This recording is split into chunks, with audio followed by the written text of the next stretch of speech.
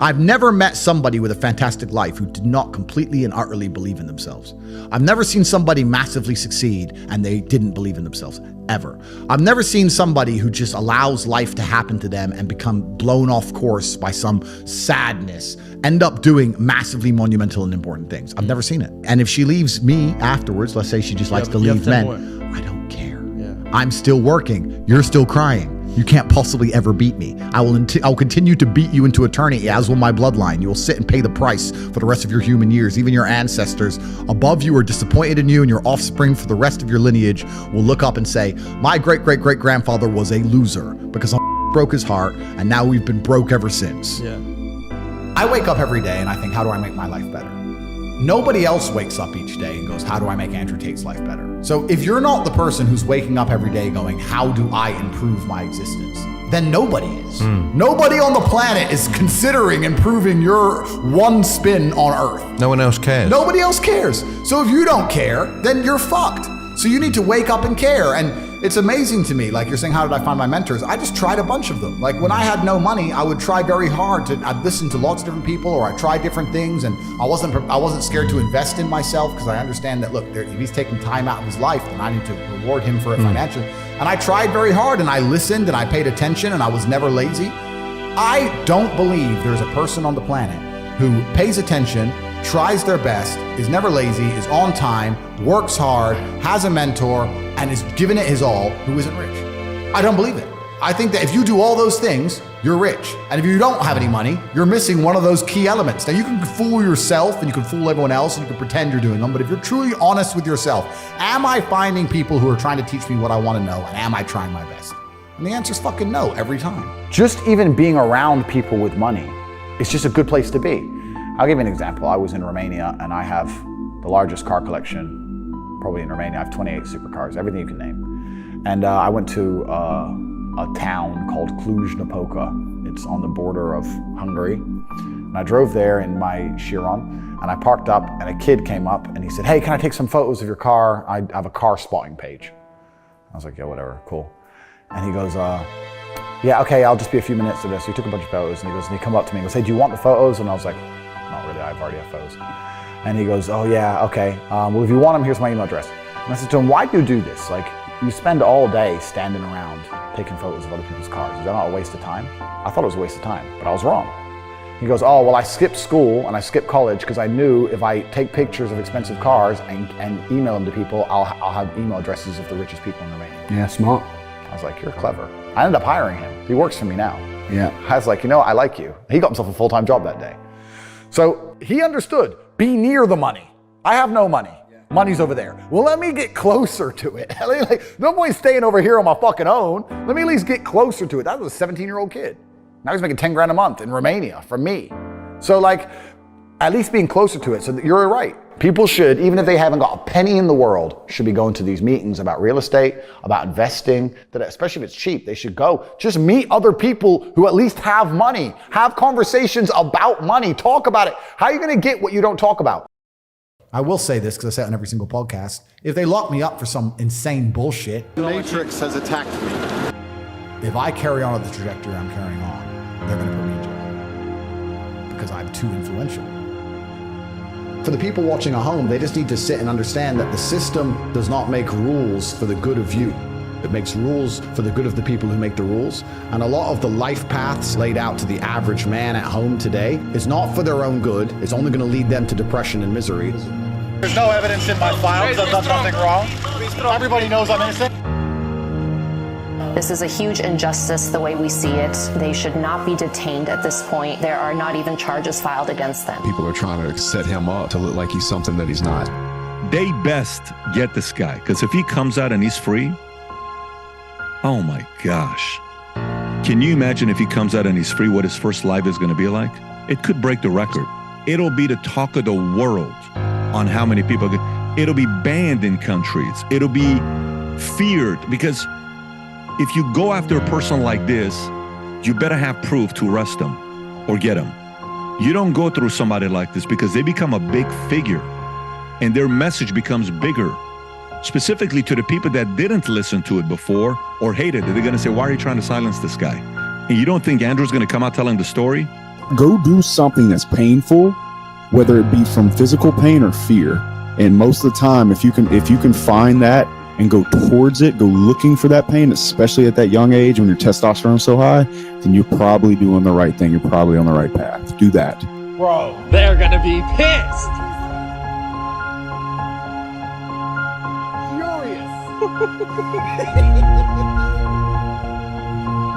That's the best thing about it, is pissing off everyone who doesn't go one. 60 in the world. 60 in the world, Luke. Man. How did we pull this off? Didn't I see you working in Chipotle? Yeah. Bro, Tristan used I to, was a brokey. You were a brokey. Tristan used to work in Pratt. He was a brokey. And I used to work in a fishmonger's carrying boxes of ice. We used to be We were brokies. brokies. I want to make something very clear. I come from a very poor family. My mother and father broke up when I was 11. My father stayed in America to play chess. There's no money in pro chess. My mom and I, we all moved to a homeless shelter in Luton. I grew up in a homeless shelter. So I grew up as poor as you can go. And I went to a council house, went to a really bad school. Full house. It's just us two. Oh, you're full? Full. Okay. Nathan and Andrew have been looking for a cheap hotel for well over an hour, but haven't been able to find anywhere within their budget. I had no money. I'm carrying boxes of ice. I'm a smart guy. I'm not playing chess anymore, right? I need to do something which drains me so that I can go to sleep at night without frustration. And if I kickbox, if I run 3 miles to the gym and then fight for 3 hours and run 3 miles home, at least I can sleep. I literally couldn't sleep. Kickboxing was my answer. I just started kicking people's ass and I just felt a little bit better. That was kind of how it worked. When I was 21, me and Andrew used to have no food. I used to drive my broken Volkswagen Golf to the KFC restaurant in Dunstable, United Kingdom, and I used to sit in my car. And you couldn't ever eat anyone's leftover food if they ever had their mouth on it. But at KFC, they used to buy buckets. And I would sit and wait for people to sit outside, eat their meal, and leave the bucket on the table. And I used to go and take that bucket, 3 or 4 pieces of chicken. And I used to collect 20, 30, 40 pieces of chicken that were perfectly fine left in the buckets. And I used to go home and I used to freeze that chicken. And me and Andrew would break it up, put it in our rice, and that was our meal. That's what sustained us for that hard year. That year we had when I was 21 and you were 22. That's how broke we were. I used to scavenge chicken from KFC because I thought, fuck it, I'm not dying and I'm not losing my kickboxing fights because I don't have enough protein. What am I going to do to make it through the day? That's how broke I was. Growing up around a bunch of other poor kids, and we'd be walking to school or walking to college, and a Ferrari would drive past.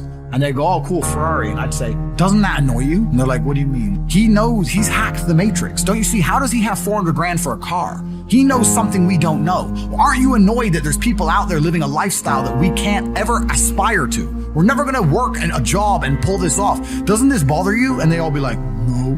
But me, I was always angry. One of the most telling points of mine in Andrew's life is at the time he was just fighting. Because Andrew turned around to me one day when I got home and he said, you know, bro, I'm just going to start selling for insulated conservatories. I'm going to get your job. We'll combine our money. We'll be on £3,000 a week. It's not bad. I looked at him in the eye. I said, Andrew, you can't do that. You can't accept that job. You can't come work for my company because once you do, then that's who we're going to be. You've got to think of something better. You do your training, you do your fighting, you're exhausted all day. Take the time, spend the day thinking, researching, and find something better. I'm going to go and make the money. I'm going to make sure that our heads stay above water. And that's one of the most important decisions we ever make. So I sat in my room. Next day I wake up. All right, I need to get rich.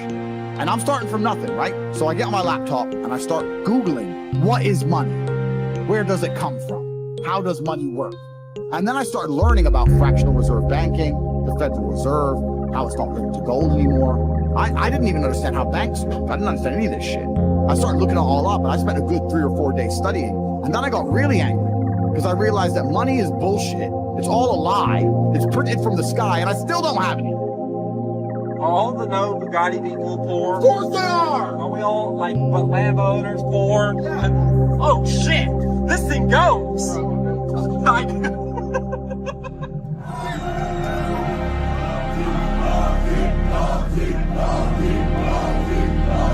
Now the most famous man on the planet. I'm more Googled than Donald Trump, Joe Biden. I've come through. Whoa! How much are you worth? I'm a billionaire by now. This week in between Christmas and New Year is perhaps the most wasted week of the year. Nobody does anything significant. Sitting around, it's just been Christmas, and you just want to wait, etc., etc., etc.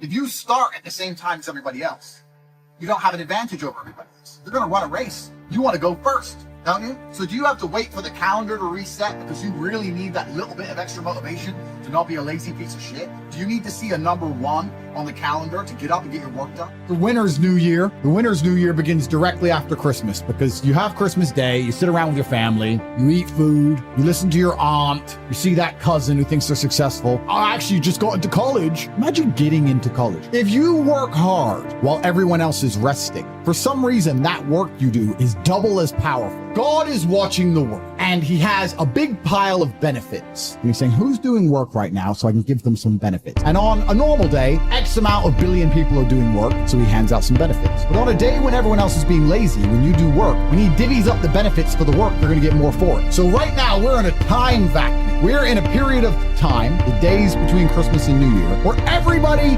wastes their life. If I were to ask you, what did you do with the days between Christmas and New Year last year? You wouldn't even be able to tell me. You believe you can waste the following days between Christmas and New Year because you think, Tristan, these people at home think that they've had a hard year. I've worked hard this year, so I'm going to just relax until the new year. I've done enough work. I've had a really difficult time. In fact, I've achieved a lot. Have you put a dent in the matrix like we have? No. Have you suffered in a Romanian jail cell like we have? No. Have you birthed any more children? Have you started $1 billion company? We're the most Googled man alive. No, you've done nothing. And even after fucking up for a whole year, you think you need rest. You don't need rest. What you do need is to get a head start on the competition. On the 1st of January, when everyone tries to pull motivation out their ass, there's going to be a week or so where people are going to try really hard, and all the blessings from God have to be divvied up amongst all the peasants before they eventually quit and give up. These days, you're going to get the most benefit from your work, which means you should double your work, make hay while the sun shines. And because I am Top G, I have decided to offer you all something brilliant, because I know most of you struggle with the basic tenet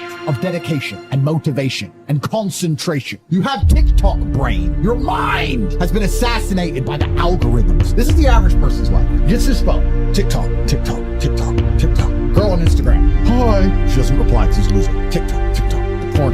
Twitter. Andrew's a human trafficker. Twitter. I'm motivated. I want to be better. Okay, you have to do this. It's really hard. You have TikTok mind. Your mind get attacked. It's been fried like a Friday. Imagine you're in bed and Top G walks into your room, grabs you by your hair, looks you dead in the eye, and tells you you're a fucking failure. By your hair, you're asleep. You're a fucking failure!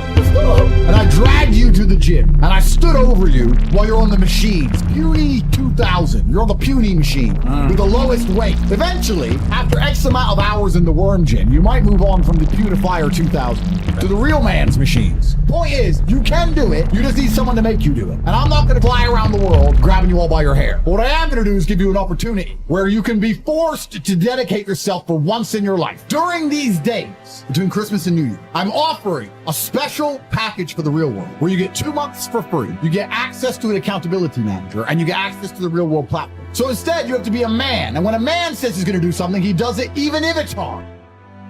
There's a 16-year-old kid making 45 grand a month from his TikTok. Because all he's done is, he's gone into Hustle University, he's joined. You say, okay, how do I get attention? I'm 16, I'm not a flawless orator, I don't have a life or life experiences which are interesting enough to be used in a podcast which are gonna ever allow people to pay attention to me. But Tate does. So let me go and find all of Tate's old stuff. Let me chop it up. Let me make a TikTok for Tate, that gets attention. How do I monetize attention? Now people are on my page, how do I monetize it? Well, I can take my referral link, I'm in HU, here, they can sign up with 50% off my link, boom. So he's taking attention, the attention that I generated, all he's done is chop up some TikTok clips, monetized it, he's making 45 grand a month, do 16.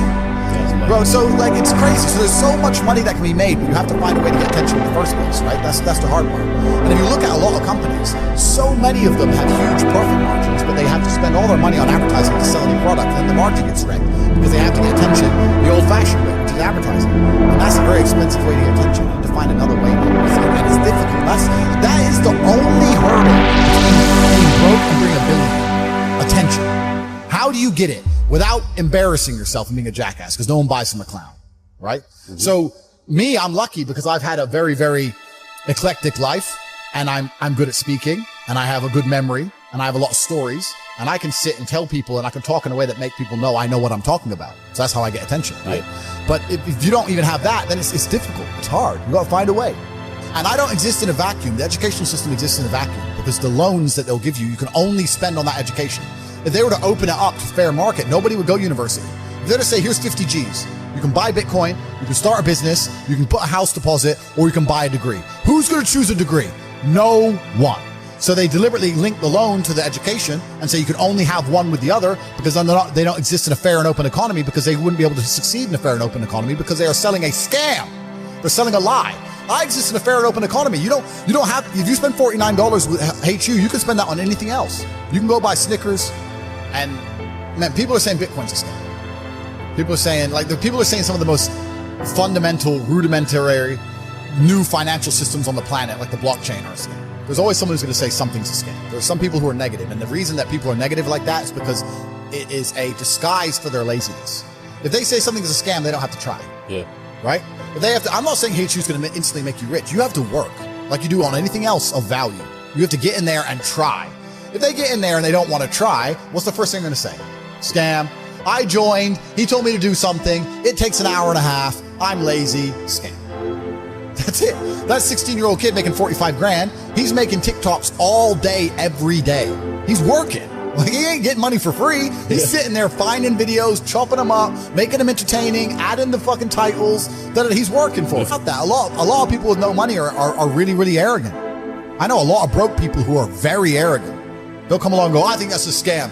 Oh, do you, Brokey? Oh, Brokey thinks it's a scam. Oh, tell me again about how my online educational platform, the biggest in the world, which I've built when I'm flying around in my private jet. Tell me again about how I'm out here to scam you of your fucking 36 pounds. It's dumb, because they're arrogant.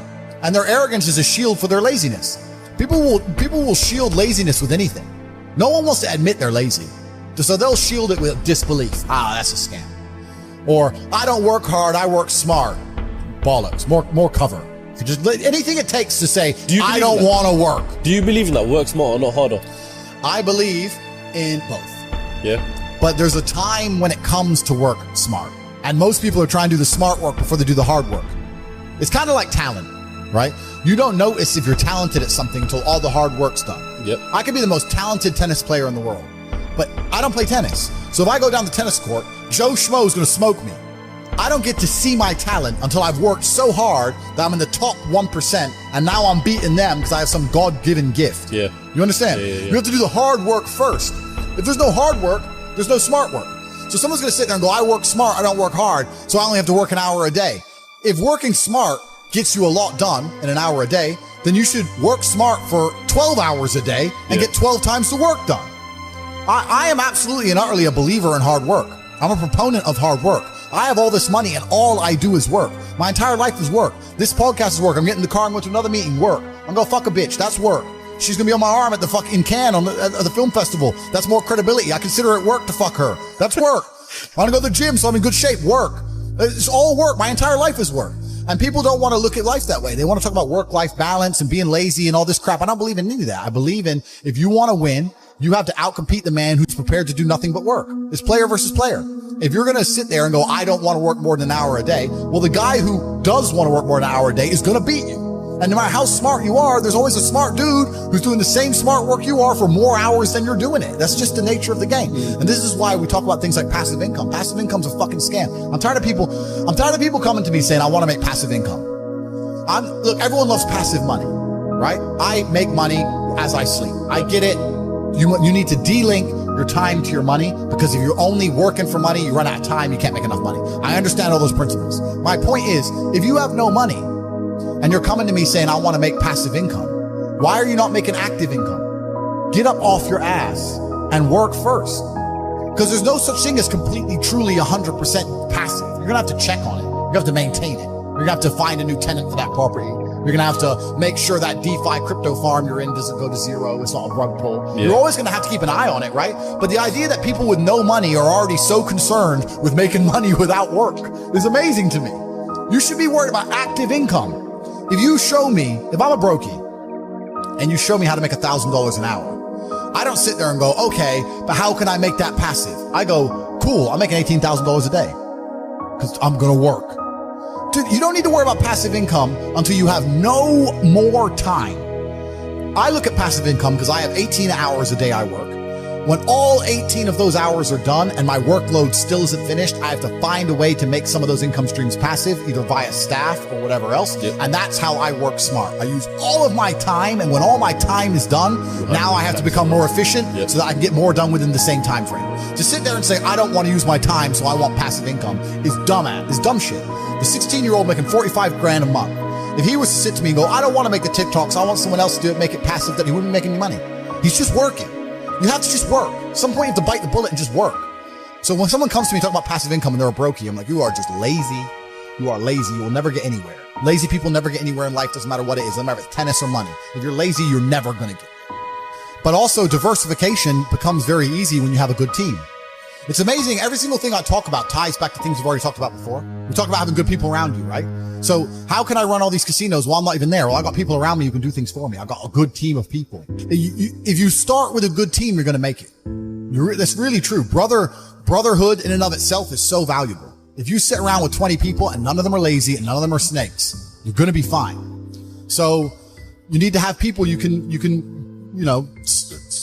this guy's in charge of this thing. That guy's in charge of this thing. Delegate people, different roles, different tasks. Absolutely. You got to have a team. You got to have a network. And my network is so strong. That's one of the big advantages I have. I have people around me who I can genuinely, seriously trust. I think the world is a violent place. I think there's violence all around us. I think that I view the world in a violent way. And I don't mean that in a negative context. I say a lot of things and people take them as negative, but I see them as positive, right? Like I say I'm an angry person and people imagine me to be unhappy. Yeah. I'm super happy, but I'm angry.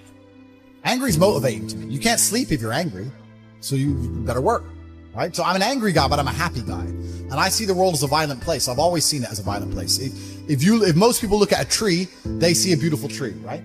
If I look at a big, strong, beautiful tree, I think he must have fucked up every other little sapling around him. He took all the water, took all the nutrients, he destroyed them all. There was once 20 trees, and all 19 are dead. And they got one tree left, the big G, top G tree. Oh, not one. Top tree. Tate, that's it. That's violence. Violence got him there, right? He destroyed his enemy. That's how he got to the top. You see a beautiful tree, I see violence. You understand? And that's the true nature of the universe. You have to learn that you have to take things from other people. And by taking it, I'm not saying go rob a bank. I'm not saying that. I'm saying completely the opposite. You can be a philanthropist. I'm taking money from everyone inside of HU, but I'm changing their lives. It's a good thing. You can take money in a positive way. Most people don't look at life that way. And when you look at life that way, you need to start identifying. One of the things we teach inside of HU is to identify every single time your money is taken from you. So I say this to people. I say for the next 2 weeks, every time you spend money, even if it's £1, write down how they got it from you. I'm like, what do you mean? I'm like, all right, cool. You're walking down the street. You're going to Starbucks to buy a coffee. Why did they take your money? Well, I wanted coffee. Yeah, but how? Okay, you wanted coffee, right? Cool. Did you only want a coffee because you saw Starbucks, or did you want a coffee beforehand? Why did you want their coffee and not another coffee? Did you buy a cake as well? Why did you buy a cake? All right, cool. So now you identified how they took your money. Then realize how they could have took more of your money. You bought a cake, but you didn't buy a sandwich. Why? The sandwiches weren't on display, or they looked cold, or they looked rubbish. Or the woman who was serving me was old and ugly. Maybe she was a young cutie and talked to me about bologna sandwiches or whatever. Right? So you need to start identifying how your money is taken from you. Because once you identify how your money is taken from you, you can start to actually intelligently think about how you can take money from other people. If I had to open a coffee shop, if I sit in a coffee shop, right? If I sit in Starbucks, the whole time I'm in there, not only am I thinking about how they got the money from me and how much I spent, I'm thinking about how I could outcompete them. I'd sit there and go, okay, cool. I'm in Starbucks. I spent £5.68. I got a latte and I got a donut, and I'm sitting here. And that business place, that commercial property right across the street is available for lease. How could I outcompete this coffee shop that just took my money? What's the profit margin on this £5.68? How much did this cost them? The coffee, pennies. Donut, 30p maybe, right? How much is the staff? They pay the staff minimum wage, £8 an hour. So I've already paid 30 minutes work from that broker, the wage. She's there for another 30 minutes for free, right? How much is the rent? How much is the business rates? If I had to open up there, how would I attract people to come into my shop as opposed to their shop? They got a big brand name. I'm brand new. Okay, well, the bitch working here is ugly. My one's going to be hot. Boom. That's the beginning. Next thing, do they have any signage outside? No. I'm going to try and put some signage outside. Do they have parking? No. I need parking. Why I think I fight. Do I enjoy it? No. Do I enjoy training? No. Do I enjoy cutting weight? No. Am I nervous? Yes. Do I think to myself, what am I doing? Yes. Completely. Unfortunately, it's one of those things you're either born with or you're not. And the only way I can explain it, to try and make it make any sense, is that if I'm not doing something which is either extremely difficult or extremely stressful, I'm in a perpetual state of crippling boredom. I can't explain it. I see other people live their lives and they're like, oh, I can't wait for the weekend because I want to watch this movie. I think, who cares about a movie? You're looking forward to the weekend for a movie? Looking forward to the weekend to get drunk? Like, these things to me are so mundane. They mean nothing. And if I don't fight, if I'm not in a situation where I'm stressed or worried or concerned, I'm just perpetually bored. And boredom's crippling. If you're an intelligent person and you've got a good brain on your shoulders, you can't just sit there bored. You know? So most smart people take the academic route to avoid boredom. They learn, but that's never really interested me either. Although I've always been an intelligent guy and I've always done well academically, it never really interested me. And then I see people climb Mount Everest or jump off buildings or do base jumping, or the guy who jumped from space. People think, what's he doing? He's crazy. I understand. Because some people can't live normal lives. Some people cannot just function 9 to 5 office job, get drunk at the weekends. That is not for some individuals, and it's not for me. So I have to find something which keeps me physically tired enough to stop me going AWOL, and mentally tired enough. And I've chosen fighting, because without this, when I'm not in training, I wake up every day and think, okay, what am I going to do today? It's 9 a.m. on a Tuesday, I'm bored, everyone's at work, I'm bored, and I'll end up doing something crazy. I'll either end up drunk or on the Eurostar, or, you know, it's just a random lifestyle, because I'm constantly looking for never-ending entertainment, and it doesn't exist. I think the only thing that could stop me fighting is if I had enough money to constantly entertain myself. Unless I'm a billionaire, I need something that keeps me focused and keeps me occupied in life. With fighting, I have to train twice a day, and I have to train hard, and the stress it brings in every aspect can replace fun, and my mind is occupied. It occupies me. It's the only way I can try and explain it. It occupies me, and I could never stop doing this even if I lost 100 fights, because I'm not built to live a normal existence. I can't do it. I couldn't just have a kid with some girl and sit at home and work a little bit and relax. I've never relaxed my entire life. I don't know what relaxing is. It's just not me.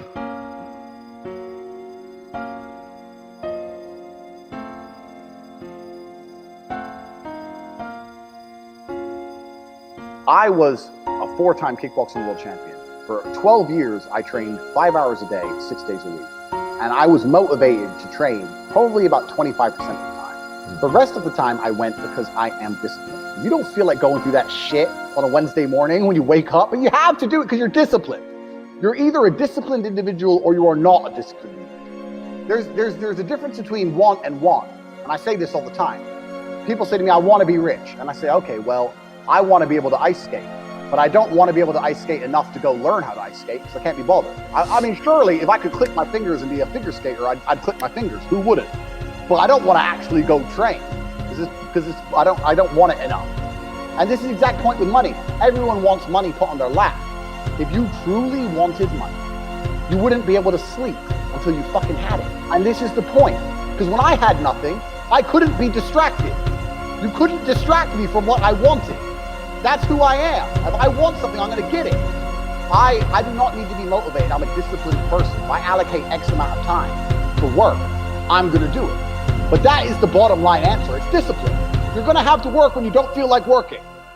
That's how it's going to have to be, or you're never going to be eating. One of the only things in this world you can control is your state of mind. You can't control the weather. You can't control other people. You can't even control your health. You might get a brain hemorrhage, or you might get hit by a bus. One of the very few things in the world you have genuine control over is your state of mind. You decide if you're a disciplined person. You decide if you're a happy person. You decide if you're a depressed person. These are things that in real time you can affect in your brain. This is all you can control on Earth. If you can't control that, then you're just a feather in the wind. And life's gonna blow you around, and you might land somewhere good, you might land in dog shit, nobody knows. Your state of mind is what you should be able to control. If you can't wake up and say, today I'm making some money, and actually try your very, very best, and actually stay dedicated to that task. If you can't do that, you're fucked. Every man understands you shouldn't be complaining about things you cannot change. You have to play the cards you're dealt. To be born a certain height and then to sit there and go, what do I do? I'll tell you what you do. You become the best version of yourself, just like everyone else does. Nothing about the height is in and of itself enough value for me to be a valuable man. As a man, you build your value. You are born with the cards you're dealt. Sure, it'd be ideal. Look, I'd love to be 7 foot tall. I'm not. So it's the same argument. If you're 5'2", you need to become rich, strong, and funny, and charismatic, and interesting, and witty. If you're 6'4", you need to become rich, strong, well-connected. It's the same game. So to sit there and complain about it is asinine. All of you have a handful of aces. I don't think you understand that. You could have been in a car crash at 4 years old and lost your legs. Do you have any understanding of how lucky you have been? This is pure luck. There's only luck has kept you fully able-bodied, sitting there, capable of learning and listening and becoming something. You don't really need to be that tall if you're important and rich, and when you walk in the room, you think when fucking Mayweather walks in the room, people give a shit? Fix that frame in your mind. You are viewing yourself as a short man. Stop it. Walk the fuck up and be the man. You talk a lot about purpose, why we are created as humans and why we are here. Like, what is the purpose of life? Why have we been given life? I think we're here to struggle and to learn. I don't think we're here to be happy.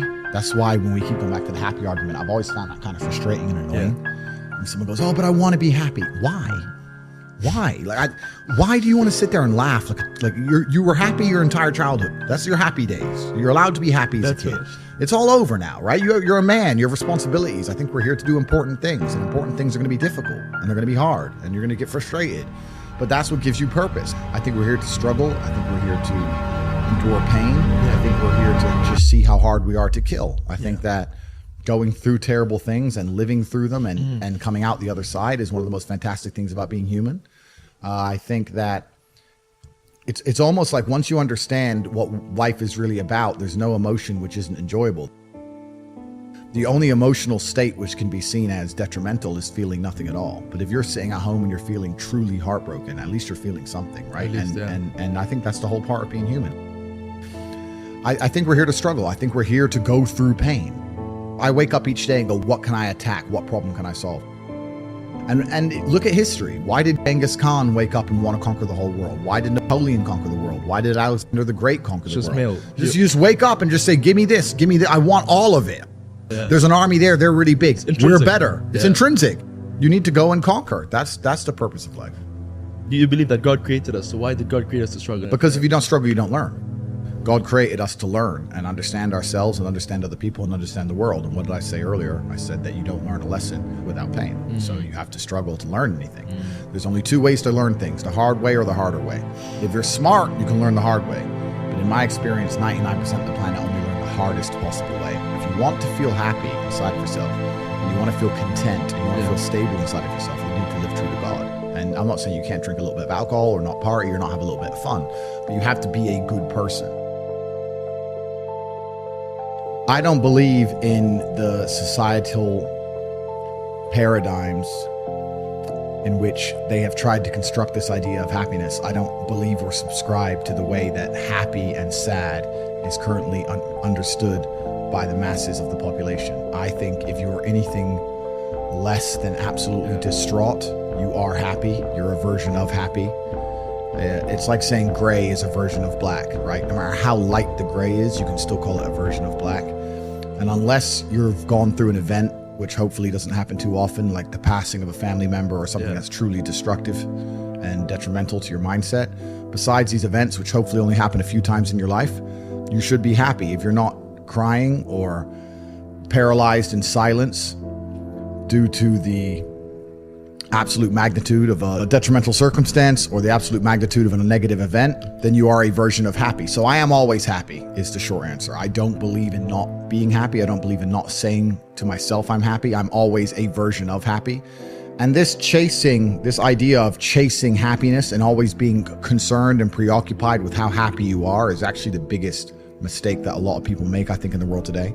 Especially men who wake up and go, oh, I don't really feel happy, so I need to get happier. And that's how they end up down a hedonistic path of drugs or alcohol or gambling, chasing pleasure. I don't care how I feel. I don't care if I feel happy or sad. It doesn't really affect what I do each day. I do the exact same things. I act the exact same way. I don't care. I don't put weight to the significance of the emotion. So I always consider myself a happy person, but if I woke up and I was slightly less happy one day than another, It wouldn't affect anything I do, and I wouldn't put any relevance to it. I'm human, and that's life. So yeah, am I any happier now that I have hundreds of millions of dollars than before I was broke? Not really, but I was never unhappy. I'm the same state that I was then, that I am now. I have work to do, and I will do it. It's as simple as that. Well, also, there's no light without dark, and there's no joy without pain. You can't have a rainbow without a little rain. No matter how hard you chase pleasure and happiness, there's going to be dips and troughs in between. There's going to be come downs and downtrends, and you're going to have the juxtaposition between that time you were laughing your head off and acting giddish like a child, and the time that you feel depressed as such. And I think it's much better to just adopt a very disciplined, stoic mindset. I'm always the same base level of happy regardless. If I lost all of my money today, I would be the same happy. If my net worth quadrupled, I'd be the same happiness. But as long as I'm alive and the people I care about and love are alive, and as long as God gives me the honor of doing my duties and providing for the people I care about, as long as I get to wake up and know that there's a whole bunch of people in the world who need me, and I get to work hard to please them and do good for society and good for the world, then I'm a vessel of God, and I'm happy enough to survive. That's all I look at it as. I don't ever consider how do I feel. That doesn't cross my mind. I have things to do. I'm too busy. I have things to do every single day. I have very important things to do, and how I feel really is not going to affect how I complete those tasks. Motivation isn't real. Everyone says this. Motivation is not real. Discipline's real. I do not feel like training, but I still train because I'm a disciplined individual. You don't get to go through life only doing the things you feel like doing. So this is down to you, my friend. And listen, you may feel fired up for 10 minutes after this little talk. You're not going to feel fired up forever. You need to put systems in place. You need to get discipline. You need to get an atmosphere of people around you who are going to keep you accountable and not make it easy for you to continue to be a nobody. And then you're going to fix your life. Otherwise, you're going to stay a nobody. You're tired. You don't want to work. You want to go to sleep and just relax. You do it anyway. That is the most basic imperative of the masculine frame, which has been destroyed in real time. They are trying to convince you that you should act how you feel. You should show more of your feelings. If you feel this way, you should show it. If you want to cry, cry. What I'm saying is the reason they're trying to bring out emotionality in you is because of exactly what Myron said. Most of the time, you don't feel like doing the things you're supposed to do. But the true masculine frame throughout history was doing the things they didn't want to do, but they knew they had to do because they had honor and duty. That's what honor and duty means. Do you think the men on the Titanic wanted to stay on the fucking Titanic? No, we're men. We have to stay. We're scared, but we must. It's our duty to let the women and children on the lifeboats. This is masculine duty. A good man controls himself. I have absolute self-control. Emotional control is absolutely and utterly important as a man. I'm saying that you need to understand as a man, there are certain principles under which you act, regardless of how you feel. I can wake up in a terrible mood. I can wake up sad. I can ache. I can have a busy day, stressed, etc. I will complete the same tasks as if I woke up in a fantastic mood. I'll do the same things because how I feel has no bearing on the things I'm going to do in my day because I have duty to myself and to my bloodline. Because you think there's something wrong with you. You go, well, I lack motivation. I don't have the motivation to go to the gym. Well, here's the news flash. Neither did I. And I still did it. So now what are you going to say? Now you have no excuse, right? Oh, you're scared to get in the ring. So was I. I still did it. Scared to get in the cage. So was I still did it. Being a man isn't about not feeling things. It's about acting the way you're supposed to act regardless of how you feel. We act. We're men of action. We get things done. So the world got built. All of it. All the men who built the skyscrapers felt scared. They did it anyway. You need to become a man of action. Stop worrying about how you feel. Stop worrying about what you're supposed to be doing. How about that? I've always been disciplined with myself because I've always lived a disciplined life. I lived in a disciplined household. Like there was no such thing as I don't want to. So even now, if I wake up and I don't want to do something, I don't need someone to tell me to do it because I'll do it anyway. I mean, who wants to run a marathon? Nobody. Who wants to do that? You just do it, don't you? Because, you know, it's the thing you're going to have to do, and you have to blood, sweat, tears. There is a version of the world where you can feel things and really not give a fuck how you feel. Like, if I feel sad, it does not change how I act, and it does not change the things I do. If I don't feel like going to the gym, I go to the gym. If I don't feel like working, I will still work. If I wake up in a happy mood and I have a business to run, if I wake up in a sad mood, I have the same shit to do. I'm going to get it done. So where's the importance of it? It's in my mind, that's how I view it. Like, how does that affect what I'm going to do? Well, nothing. It doesn't. Motivation in and of itself is a scam. I don't believe in motivation. I believe in discipline. I am not motivated to do the things I'm supposed to do every day. I don't wake up full of like joy. I have to go to the gym, or that I have to work, or I deal with crap. I don't feel motivated to do them. I'm disciplined. I do them regardless of how I feel. Whether I'm in the mood to do it or I'm not in the mood to do it, it gets done. That's discipline. Discipline's a real thing. Motivation is fleeting. You're never going to be permanently motivated. If you're the kind of person who can only try hard at something he enjoys, then you're going to fail. If you truly want to win, you can't only want to win when you're happy, and you can't only want to win when you're motivated. You're competing against men like me who will perform even when it's raining, not only when the sun is shining. And if you're going to be the kind of person who can only do it in one of those scenarios, you are going to lose. You must be prepared to perform all of the time. I have a lot of people who message me and say, I struggle with motivation. And my answer is simple. Then stay a loser. If you can't find the motivation to not be a loser, then I strongly recommend you just stay a loser, stay in your lane, and stay out of my way. I have no time for people who cannot find the motivation to fix themselves and fix their own lives. I've been the kind of person who will perform 7 days a week.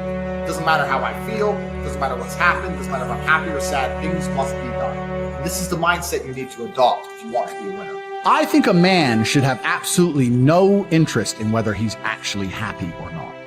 If I wake up and I'm unhappy, I will do the exact same things as if I am happy. I will go to the gym the same. I will work the same. How I feel has no impact on how I live my life. I don't think happiness as an index is a healthy view for a man to have on life success. If you're waking up and going, am I happy, am I not? You're looking at life wrong. I think of a man, if you put happiness if you move it down the scale, right? And you start looking at, am I successful? Am I competent? Am I achieving things? Am I respected?